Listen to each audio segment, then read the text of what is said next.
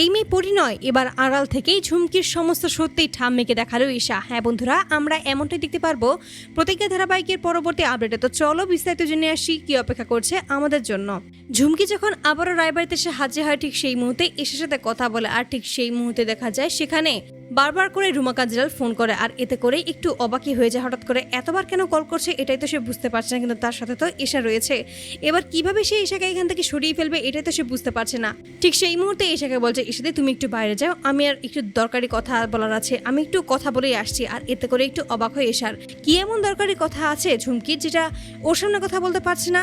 নিশ্চয়ই কোনো একটা ঝামেলা তো রয়েছে, আর তার জন্যই সে প্ল্যান করেই বাইরে দাঁড়িয়ে থাকে।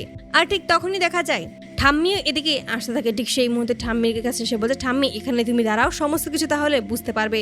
ও কার সাথে যেন দরকারি কথা বলছে, কিন্তু আমাকে বের করে ও কি কথা বলছে আর কার সাথে কথা বলছে এবার আমরা সবটাই জানতে পারবো।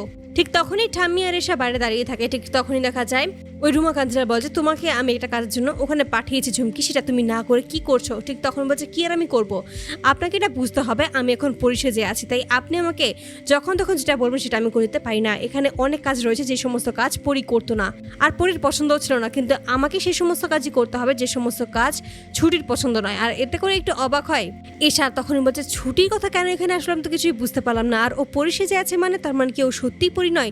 এতে করে তার দুজনে একটু চমকে যায়। ঠিক তখনই ঝুমকি বলছে, দেখুন আমি অনেক আগে আপনাকে বলে ফেলেছি যে সমস্ত কিছুর জন্য আমাকে অনেকটা সময় দিতে হবে, আর আপনি যে সমস্ত কাজের কথা বলছেন সেই সমস্ত কাজ অবশ্যই আমি করে দেবো, তবে আমার কিছুটা সময় লাগবে। আমি মাত্রই এই বাড়িতে এসেছি, এবার ঠাম্মির কাছ থেকে অবশ্যই সেই সমস্ত কিছু আমি নিয়েই ছাড়বো। আর এতে করে আরও অবাক হয় ঠাম্মির কাছ থেকে কি এমন নেবে। ঠিক তখনই ঝুমকি বলেছে, আমি তো বললাম ওই দলিলটা আপনাকে আমি এনে দেবো, যেভাবে হোক ঠাম্মিকে ভুলিয়ে ভালিয়ে আমি ওই দলিল ঠিক আপনাকে নিয়ে আসবো, আপনি কোনো চিন্তা করবেন না।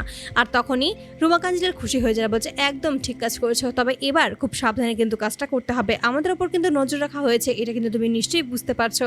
তখনই ঝুমকি বলছে, আপনি চিন্তা করবেন না, আমার ওপর কে নজর রাখবে, কেউ নজর রাখতে পারবে না, আর এই ঝুমকিকে কেউ চিনতেও পারবে না যে ঝুমকি কি থেকে কি করে ফেলেছে। এই হাত ঝাড়ার ব্যাপারটা ঝুমকি খুব ভালোভাবেই করতে পারে, তাই কোনোভাবেই কেউ আমাকে ধরতেই পারবে না যে কখন কিভাবে আমি ঠাম্মির কাছ থেকে ওই দলিলটা নিজের কাছে নিয়ে নিয়েছি, আপনাকে চিন্তা করতে হবে না। আর এই সমস্ত শুনে তখন অবাক হয়ে যায়। তখনই ঈশা বলছে, তার মানে এই মেয়েটা আমাদের পরিণয়। আড়াল থেকে সবটা শুনে ঠাম্মিকে বলে দেয়, এ থেকে ওই ঠাম্মিও অবাক হয়ে যায়। তো বন্ধুরা, তোমার কি চাওয়ার জন্য এবার এভাবেই আড়াল থেকে যেন ঝুমকির সত্যিটা এবার ঠাম্মিকে দেখিয়ে দেয় ঈশা। অবশ্যই তোমরা তোমাদের মতামত কমেন্ট বক্সে জানতে ভুলো না। ধন্যবাদ।